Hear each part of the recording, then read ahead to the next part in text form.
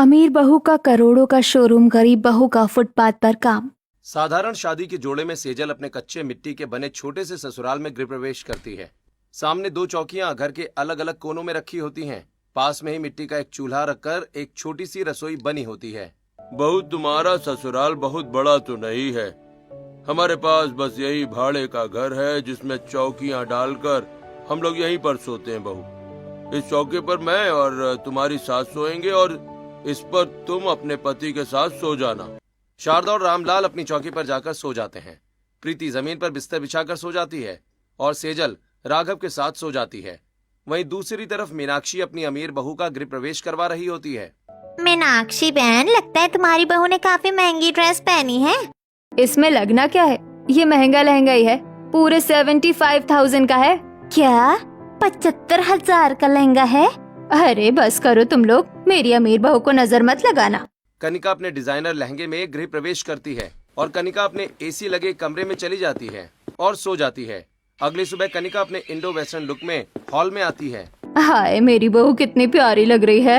मेरी अमीर बहू बहुत सुंदर है। भाई, आज तो बहू के हाथ का कुछ मजेदार बढ़िया खाना खाने को मिलेगा। हाँ, क्यों नहीं। कनिका को तो अलग अलग डिशेस बनानी आती होंगी। कनिका बहू, तुम किचन में जाओ और आज सभी के लिए कुछ मजेदार बना कर ले आओ। कनिका किचन में आती है और एक तरफ सब्जी चढ़ाकर आटा गूंथकर पूरियां तलने लगती है। मैं अमीर बहू हूँ या कोई नौकरानी जो मुझे पहले दिन ही किचन में खाना बनाने भेज दिया? मैं भी पूरी सब्जी खीर बनाकर निपटा दूंगी।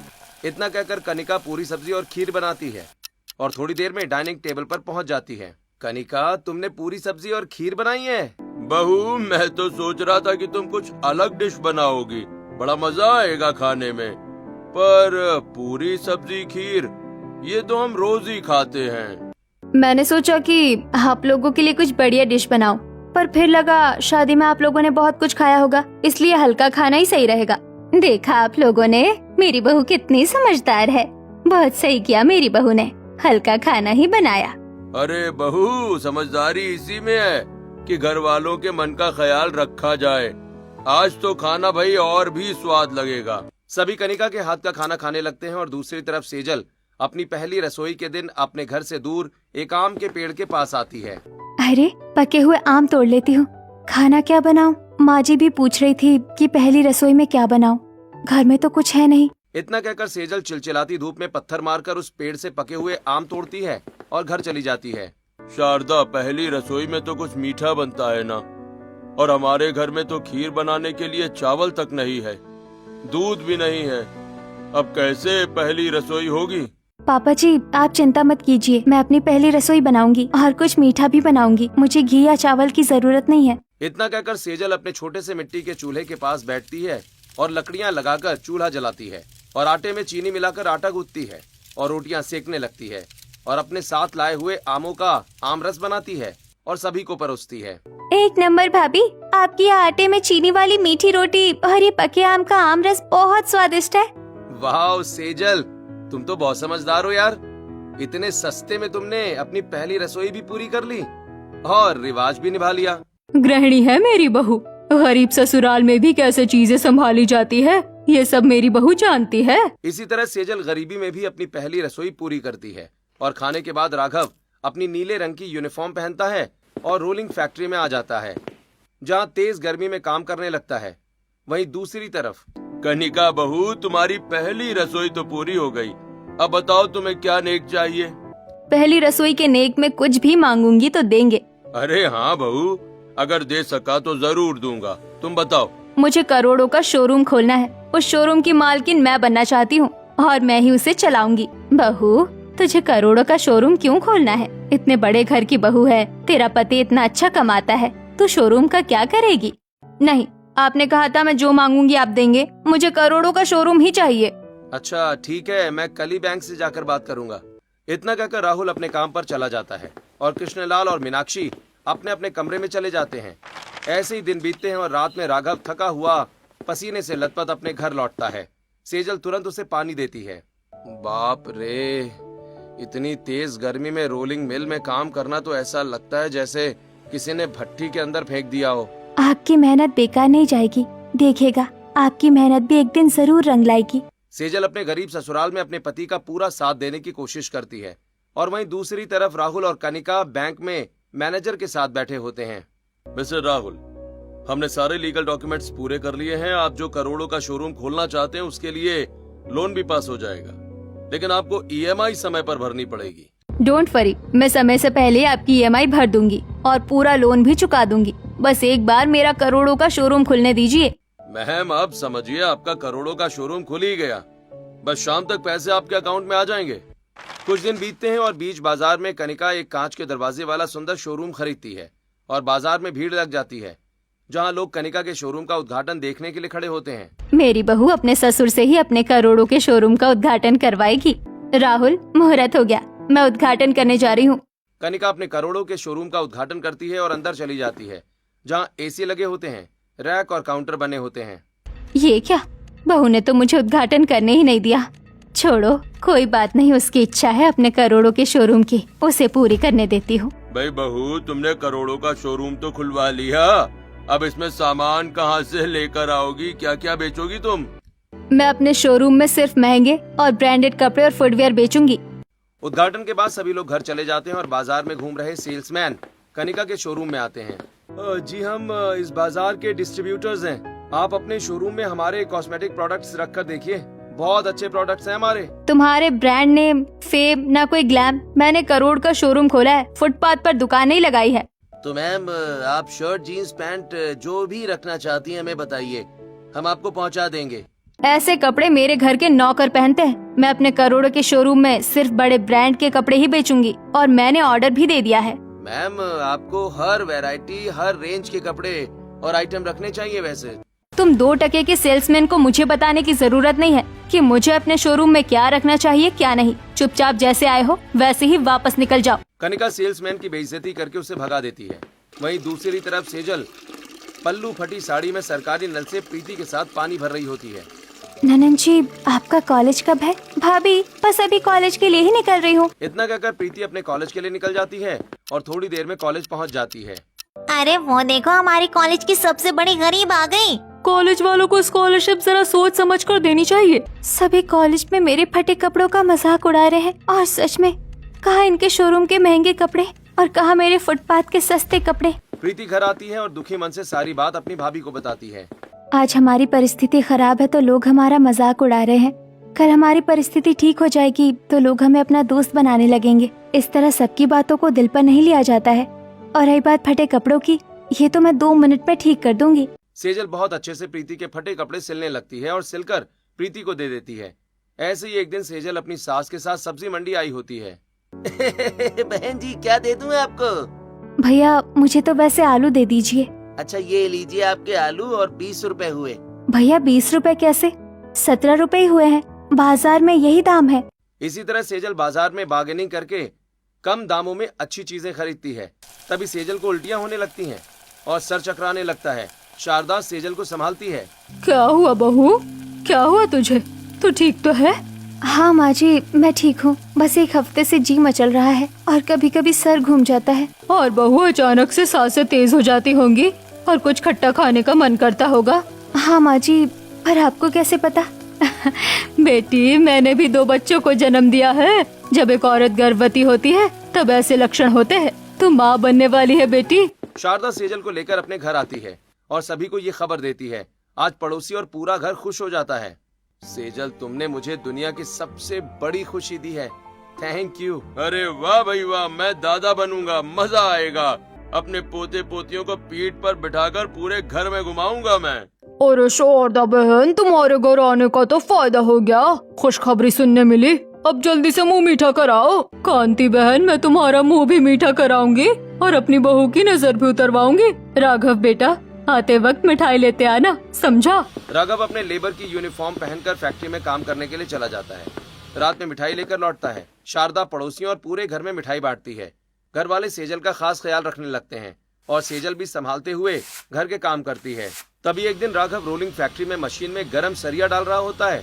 हाँ, मैं दिन रात मेहनत करूंगा, ओवर टाइम भी करूंगा और अपने परिवार के साथ बहुत खुशी खुशी रहूंगा।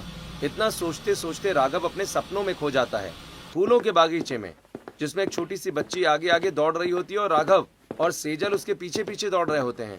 पापा मुझे पकड़ो, मम्मी मुझे पकड़ो। अरे मैं कैसे पकड़ूं अपनी गुड़िया को, वो तो भाग रही है। अरे मेरी गुड़िया रुक जा, यहाँ वहाँ मत भाग। अचानक राघव को होश आता है। राघव का हाथ मशीन के अंदर फंस जाता है और मशीन राघव के हाथ को लगातार अंदर खींच रही होती है।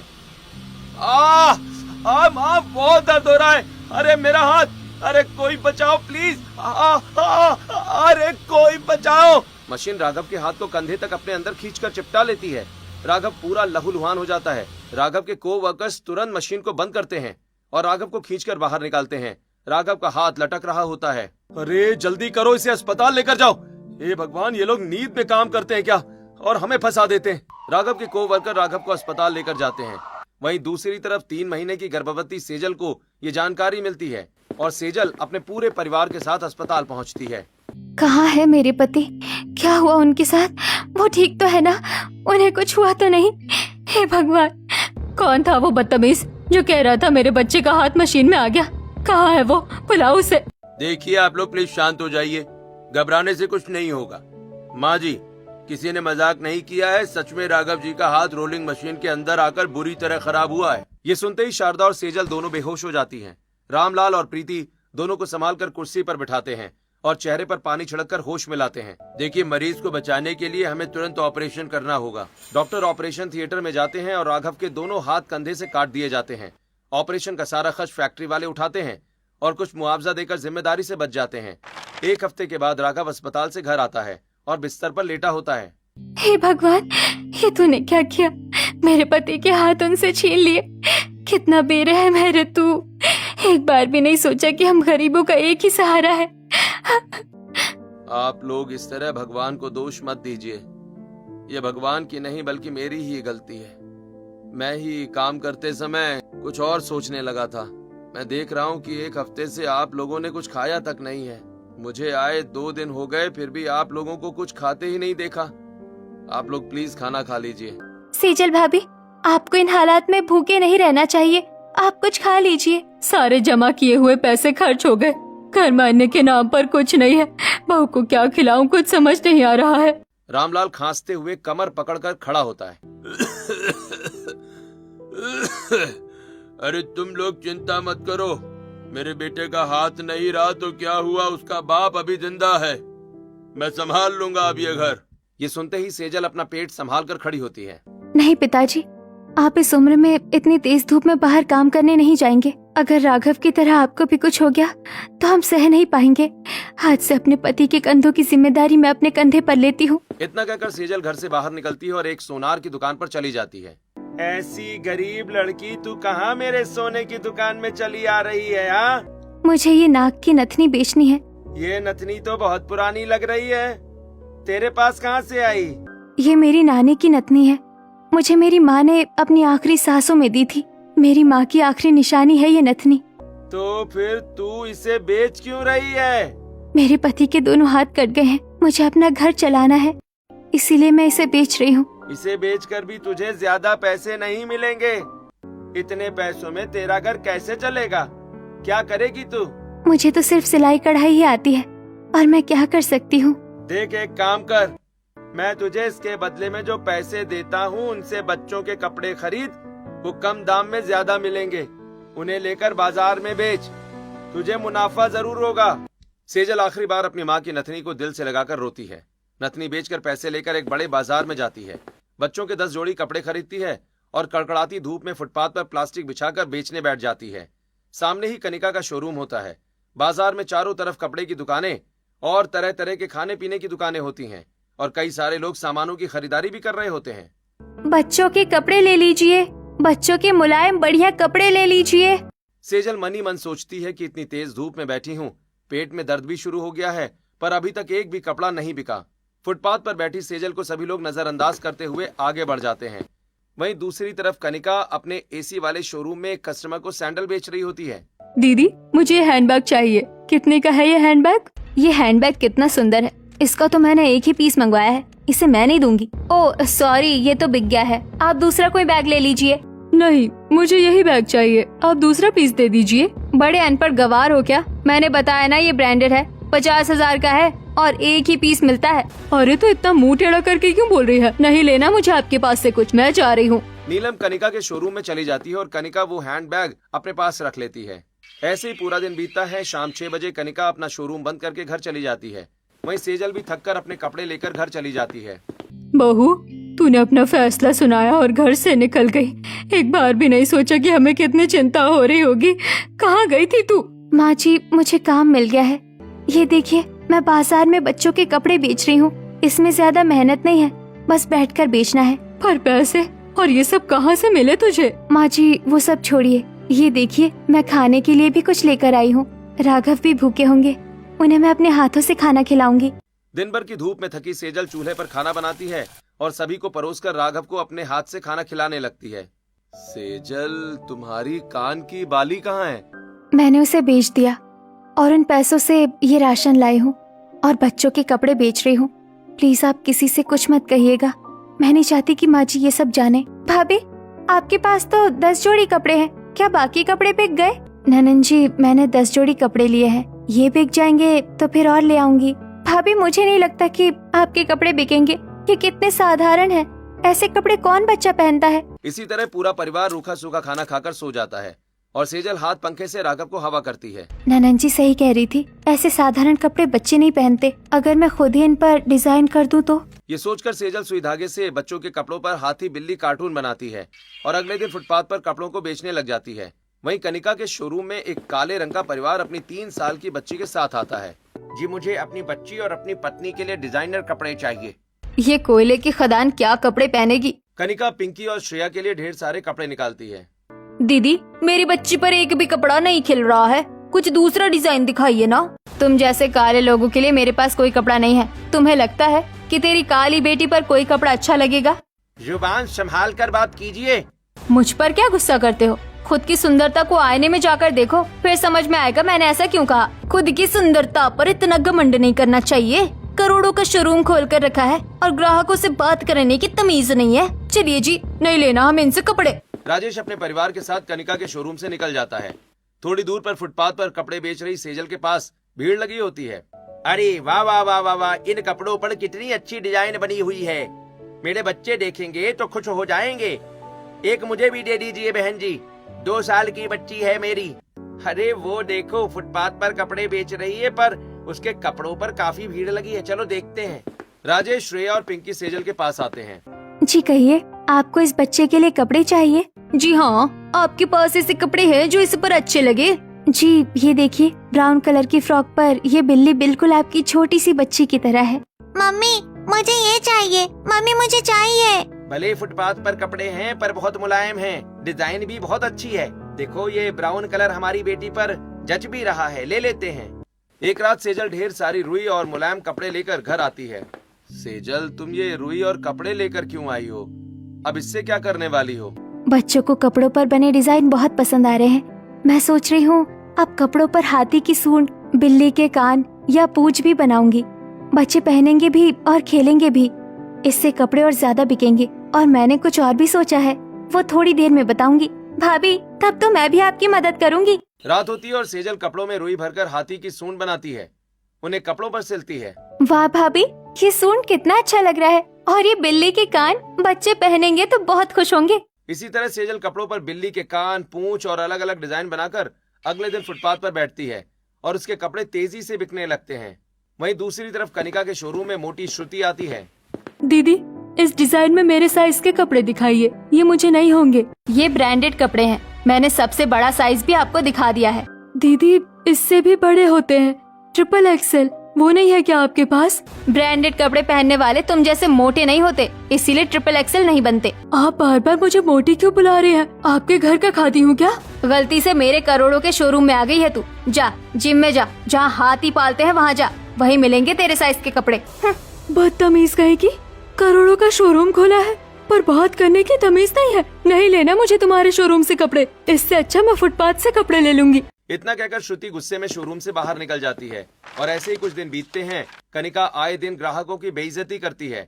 ऐसे ही एक दिन एक परिवार कनिका के शोरूम में आता है। मुझे कुछ कॉस्मेटिक प्रोडक्ट भी चाहिए और फुटवेयर भी लेना है आराध्या के लिए। पापा जूता, पापा जूता। हाँ बेटी, हम तुम्हारे लिए जूता भी लेंगे। हाँ विराज, अंजलि और आराध्या कनिका के शोरूम से जूते, कपड़े और कॉस्मेटिक प्रोडक्ट खरीदते हैं। दीदी कितना हुआ हमारा? आपके कॉस्मेटिक प्रोडक्ट, 3 जोड़ी कपड़े और जूतों को मिलाकर कुल 16,000 रूपए। क्या 16,000 रुपए? कितने महंगे कपड़े बेच रही हैं आप? मुझे लग ही रहा था दाम सुनकर तुम यही कहोगे। ये करोड़ों का शोरूम है, यहाँ महंगे कपड़े ही मिलते हैं। कपड़े हम भी शोरूम से ही लेते हैं, पर इतने महंगे, वो भी बच्चों के कपड़े। लेना है तो लो, वरना चलते बनो। हाँ, अब जब खरीद ही लिया है तो क्या करें? क्या खरीद लिया? तुम्हारा कार्ड तो काम ही नहीं कर रहा। क्या कार्ड काम नहीं कर रहा? मेरे पास कैश नहीं है। आप रुकिए, मैं एटीएम से निकाल कर लाता हूँ। ओ हेलो, ये ड्रामा करने की जरूरत नहीं है। मुझे पता है तुम्हारे पास पैसे वैसे नहीं है, और ना तुम ये कपड़े खरीदने वाले हो। वो रहा दरवाजा, चुपचाप बाहर निकल जाओ। भाई ये क्या तरीका हुआ बात करने का? हाँ, मैं कह रहा हूँ ना एटीएम से लेकर आता हूँ। कोई जरूरत नहीं है तुम्हें एटीएम से पैसे लाने की। तुम जाओगे और वापस नहीं आओगे। मुझे पता है, मुझे नहीं बेचना है तुम्हें कुछ भी। 2 कौड़ी की औकात नहीं, और चले आते हैं बड़े बड़े शोरूम में कपड़े खरीदने। विराज, अंजलि और आराध्या शोरूम से बाहर निकल जाते हैं। आराध्या की नजर सेजल के पास पड़े हाथी के डिजाइन वाले कपड़ों पर पड़ती है और आराध्या दौड़ते हुए सेजल के पास पहुंच जाती है। ये सब देखकर कनिका भी अपने शोरूम से बाहर आकर खड़ी हो जाती है। ये यहाँ क्या कर रही है, और फुटपाथ पर कपड़े क्यों बेच रही है? पापा हाथी, मुझे ये कपड़ा दिला दो, मुझे ये कपड़ा दिला दो। बेटी अभी पैसे नहीं है, मैं तुम्हें बाद में दिला दूंगा। नहीं, मुझे अभी चाहिए पापा, मुझे ये बिल्ली वाली भी चाहिए। क्या हुआ भैया, बच्ची कह रही है तो दिला दीजिए ना। मैं दिला तो दूं, पर इस वक्त मेरे पास पैसे नहीं है। मैं कल आकर खरीद लूंगा। भैया कल आने की क्या जरूरत है, आप लेकर जाइए और जब आएंगे तब पैसे दे दीजिएगा। और अगर हम नहीं आए तो? मैं भी माँ बनने वाली हूँ, मैं समझूंगी मेरी बड़ी बेटी ने कपड़े पहन लिए। बच्ची का मन है, उसे उदास मत कीजिए। आप कपड़े लेकर जाइए। भाई आप तो बहुत अच्छी औरत हैं। हाँ, और सामने वाले शोरूम में इतनी नखरीली है। सेजल आराध्या को अपने हाथों से बिल्ली के कान बने हुए कपड़े पहना देती है और आराध्या खुशी से खेलते हुए चली जाती है। अच्छा, तो ये औरत मेरे ग्राहक छीन रही है। तभी मैं सोचूं मेरे शोरूम में ग्राहक कम क्यों हो रहे हैं। इससे तो मैं सबक सिखाती हूँ। इतना कहकर कनिका ठेकेदार को फोन करती है और सेजल के खिलाफ भड़का देती है। थोड़ी देर बाद में ठेकेदार सेजल के पास आता है। ये लड़की, तू किससे पूछकर यहाँ बाजार में कपड़े बेच रही है? हाँ? ठेकेदार साहब, मैं तो बस फुटपाथ पर बच्चों के कपड़े बेच रही हूँ, मुझे बेचने दीजिए। नहीं, इस बाजार में वही बेचेगा जिसे मैं चाहूँगा। इतना कहकर ठेकेदार लात मारकर सेजल के सारे कपड़े फेंक देता है। सेजल निराश होकर अपने कपड़े बटोरती है और चुपचाप घर चली जाती है। अगले दिन बाजार में कुछ लोग ठेकेदार के पास पहुंचते हैं। ठेकेदार, मैंने सुना तुमने उस लड़की को फुटपाथ से भगा दिया। तुम्हारी हिम्मत कैसे हुई? हाँ, माना बाजार तुम्हारा है, इसका मतलब ये नहीं कि तुम एक गर्भवती महिला को भगा दोगे। ये बाजार मेरा है। वो बिना पूछे फुटपाथ पर कपड़े बेच रही थी। ठेकेदार, अगर वो लड़की बाजार से गई ना तो हम तुम्हारे बाजार में आना बंद कर देंगे। फिर तुम और तुम्हारे दुकानदार खुद सोच लेना। एक लड़की के कारण ग्राहक नाराज नहीं हो सकते। देखो, मुझे उस लड़की से कोई दिक्कत नहीं है। उसे कपड़े बेचने दो, बस उसके खिलाफ कोई शिकायत नहीं आनी चाहिए, ठीक है? शिकायत करने वाले गलत हैं, वो लड़की गलत नहीं हो सकती। गर्भवती होकर भी काम कर रही है, सोचो कितनी मजबूर होगी। इतना कहकर सेजल के अच्छे व्यवहार की वजह से सेजल को फिर से बाजार में कपड़े बेचने का मौका मिल जाता है और कनिका गुस्से में आग बबूला हो जाती है। वहीं दूसरी तरफ सेजल बाजार में एक मोची के पास आती है। चाचा, बाजार में सबसे अच्छे जूते आप ही बनाते हैं, मुझे बिना डिजाइन की जूतियाँ चाहिए। बेटी, बिना डिजाइन की जूतियों का क्या करोगी? चाचा, मैं अपने हिसाब से डिजाइन करूंगी, आप बस बना दीजिए। जब जरूरत होगी 1 हफ्ते पहले बता दूंगी। अच्छा बेटी, मेरे पास कई जूते बने हैं, तुम ले जाओ, बेचने के बाद पैसे दे देना। सेजल मोची से सभी साइज के जूते घर लेकर आ जाती है और रात में जूतियों पर लरी, जड़ी, स्टोन और चमकीले मोती लगाकर राजस्थानी जूतियां तैयार करती है और अगले दिन बाजार में बेचने बैठ जाती है। अरे भाई वाह, ये जूतियाँ कितनी सुंदर हैं। कितने की हैं? 150 रुपए की है। क्या सिर्फ 150 रुपए में? मैंने ऐसी जूती तो 1000 रुपए की देखी थी। आप मुझे दे दीजिए। इसी तरह सेजल कपड़ों के साथ अपनी डिजाइन की हुई जूतियां भी बेचने लगती है और धीरे धीरे अच्छे पैसे कमाने लगती है और घर की हालत सुधरने लगती है। वहीं कनिका अपने व्यवहार से ग्राहक को खोने लगती है। एक दिन रात को कनिका घर में टीवी देख रही होती है और राहुल थका हारा हुआ घर आता है। कनिका, एक गिलास पानी दे दो यार। मैं क्यों दूं पानी, खुद लेकर पी लो। तुम शोरूम में बैठती हो, काम तो नौकरी करते हैं ना। मेरी गाड़ी खराब थी, मैं पैदल आया हूँ, एक गिलास पानी भी नहीं दे सकती क्या? मैं नहीं दे रही, और मैंने खाना खा लिया है, तुम्हें खाना हो तो खा लेना। इतना कहकर कनिका कमरे में चली जाती है और राहुल उदास हो जाता है। वहीं दूसरी तरफ दिन भर की थकान के बाद सेजल घर लौटती है। राघव का शरीर भीगे कपड़े से साफ करती है, उसे कपड़े पहनाती है और दवाइयां देकर खाना खिलाती है। सेजल, मेरे हाथ कट जाने के बाद भी तुम मेरी इतनी सेवा करती हो, गर्भवती होकर भी इतनी मेहनत करती हो, मुझे गर्व है यार तुम पर। मैं कुछ नया नहीं कर रही, अपने घर वालों के लिए कर रही हूँ। कुछ दिन के बाद कनिका पुलिस को सेजल के पास भेजती है। कार्तिक गुस्से में सेजल के पास आता है। ए लड़की, तो चोरी का सामान बेच रही है और गर्भवती होने का नाटक करके लोगों को ठग रही है। नहीं नहीं सर, मैं ऐसा कुछ भी नहीं कर रही हूँ। मेरा कोई सामान चोरी का नहीं है। ये माल चोरी का है या नहीं, ये तो अब थाने में ही पता चलेगा। इतना कहकर पुलिस वाले सेजल का सारा सामान और पैसे जब्त करके पुलिस स्टेशन चले जाते हैं और सेजल थकी हारी घर पहुंचती है। सारी बात घर वालों को बताती है। बहू चिंता मत करो, तुमने बहुत मेहनत की है। कल पुलिस स्टेशन जाना, पुलिस तेरा सामान जरूर वापस कर देगी। भगवान इतना भी बेरहम नहीं होता। पैसे ना होने की वजह से सेजल का पूरा परिवार भूखा सोता है और रात में सेजल को उल्टियां होने लगती हैं। अगली सुबह सेजल प्रीति के साथ थाने पहुंचती है और पूरा दिन भूखे प्यासे बैठकर सीनियर इंस्पेक्टर आशुतोष से मिलती है। भाई, मैं क्यों विश्वास करूं कि तुम्हारा सामान चोरी का नहीं है? हमें तुम्हारे खिलाफ शिकायत मिली है। सर, आप एक बार मेरा सामान देख लीजिए, आपको खुद पता चल जाएगा कि वो सामान चोरी का नहीं है। प्लीज सर, एक बार हमारी बात मानिए। मेरी भाभी गर्भवती होकर भी फुटपाथ पर बैठकर काम कर रही है। आपको लगता है हम ऐसा करेंगे? आशुतोष सेजल का सारा सामान मंगवाता है और एक एक सामान ध्यान से देखता है। तुम लोग पुलिस वाले हो या बैलगाड़ी चलाने वाले? हाँ, दिखता नहीं है? सब हाथ से सिलाई की हुई चीजें हैं। ये डिजाइन, ये जूतियां सब हाथ से बनाए गए हैं और तुम इसे चोरी का माल बता रहे हो। एक गर्भवती महिला को परेशान कर रहे हो तुम। सीनियर इंस्पेक्टर पूरे सम्मान के साथ सेजल को सारा सामान वापस कर देता है। कुछ दिन के बाद सेजल फिर से फुटपाथ पर कपड़े बेच रही होती है। तभी विराज सेजल के पास आता है। अरे, आज बच्ची को नहीं लाए?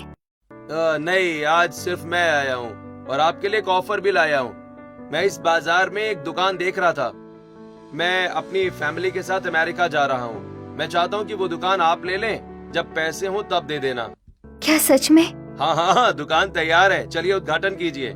सेजल शाम को घर लौटती है, खुशी खुशी सारी बात घर वालों को बताती है और अगले दिन पंडित जी के साथ बाजार में दुकान के उद्घाटन के लिए पहुंच जाती है। सेजल की नजर कनिका पर पड़ती है। अरे कनिका, देख मैंने बाजार में दुकान खोली है, चल उद्घाटन है। तेरी 2 कौड़ी की दुकान से ज्यादा अच्छा मेरा करोड़ों का शोरूम है। बढ़िया ही बराबरी करने। ये शोरूम तेरा है? बहुत बहुत बधाई। ज्यादा भोली मत बन, मैं सब जानती हूँ। मुझे नहीं आना तेरी दुकान के उद्घाटन में। कनिका के व्यवहार से सभी हैरान हो जाते हैं और सेजल शारदा से अपनी दुकान का उद्घाटन करवाती है। कनिका दूर खड़ी होकर दुकान को देखती रहती है। तभी बैंक के लोग और महिला कांस्टेबल वहां आते हैं और कनिका के शोरूम में ताला लगा देते हैं और उसके घर वाले भी वहां पहुंच जाते हैं। कौन है आप लोग? मेरे शोरूम में ताला लगाने की हिम्मत कैसे हुई? आपने बैंक से लोन लेकर ये शोरूम खोला है और पिछले 3 महीने से आपने EMI तक नहीं भरी है। क्या तुमने EMI तक नहीं भरी? पर क्यों? इसका मतलब गिरवी रखा हुआ घर, उसका क्या हुआ? आपका घर और ये शोरूम बैंक ने जब्त कर लिया है। इसे बेचकर बैंक अपना पैसा निकालेगा। इतना कहकर बैंक वाले चले जाते हैं और एक झटके में कनिका की गलतियों की वजह से पूरा परिवार सड़क पर आ जाता है। वहीं दूर खड़ी सेजल ये सब सुन लेती है और कनिका के पास आती है। देख, मैंने सब सुन लिया है, तुम्हें परेशान होने की जरूरत नहीं है। अपने परिवार के साथ मेरे घर चलो। एहसान दिखाने की जरूरत नहीं है, मैं नहीं आऊंगी तेरे घर। बहू, आज तेरी गलतियों की वजह से हम उससे भी ज्यादा गरीब हो गए हैं। उनके पास घर है, दुकान है, हमारे पास कुछ भी नहीं बचा। सेजल कनिका और उसके पूरे परिवार को अपने घर लेकर आती है, बिठाती है और पानी पिलाती है। सेजल बेटी, तुम बहुत अच्छी हो, पर कनिका तुमसे इतनी चिढ़ती क्यों है? क्योंकि कॉलेज के स्टेज पर सेजल पारंपरिक राजवाड़ी कपड़ों में और कृतिका वेस्टर्न ड्रेस में खड़ी होती है। हमारे कॉलेज के एनुअल फंक्शन की विनर है सेजल। कृतिका बहू, सेजल अपने हुनर से जीती थी। तुम करोड़ों का शोरूम खोलकर भी कुछ नहीं कर पाई और सेजल ने फुटपाथ पर अपने हाथों की कलाकारी से पूरे बाजार का दिल जीत लिया और फुटपाथ से दुकान तक का सफर तय किया। सेजल ने तुम्हारे साथ कोई चीटिंग नहीं की थी। कृतिका, कनिका, मैंने तुमसे कभी कोई बैर नहीं रखा। तू तो मेरी बहन जैसी है। उस कंपटीशन को भूल जा और हाथ मिलाकर दोनों बहनें मिलकर काम करेंगे। कनिका पुराने गिले शिकवे भूलकर सेजल के गले मिलती है। सेजल और कनिका साथ में अपनी दुकान चलाने लगती हैं। और धीरे धीरे दोनों के घर की परिस्थितियां सुधर जाती हैं।